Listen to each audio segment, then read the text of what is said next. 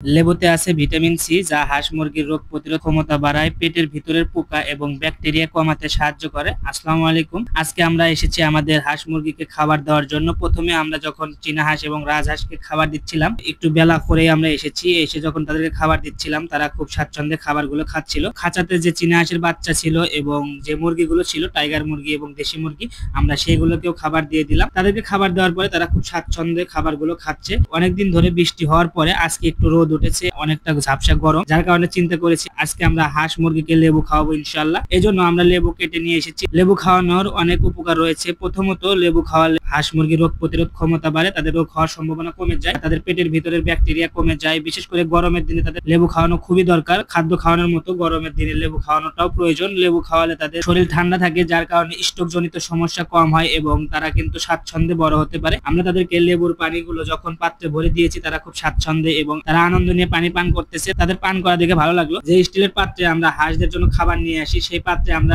আজকে পানি ভরে দিয়েছি, লেবু পানি। রাজহাঁস মনে করেছে তাদের গোসলের জন্য পানি দিয়েছি, তারা সেই পানি দিয়ে তাদের শরীর পরিষ্কার করার চেষ্টা করতেছে। আমরা বারবার বলে থাকি রাজহাঁস কিন্তু পরিষ্কার পরিচ্ছন্ন থাকতে খুবই পছন্দ করে। আপনারা যারা হাঁস মুরগি পালন করেন, তারা অবশ্যই গরমের সময় মাঝে মাঝে তাদেরকে লেবু পানি খাওয়াবেন, এতে তারা সুস্থ স্বাভাবিকভাবে বেড়ে উঠবে। আমাদের জন্য দোয়া করবেন, আমাদের হাঁস মুরগির জন্য দোয়া করবেন। সকলে ভালো থাকবেন, সুস্থ থাকবেন। আল্লাহ হাফেজ।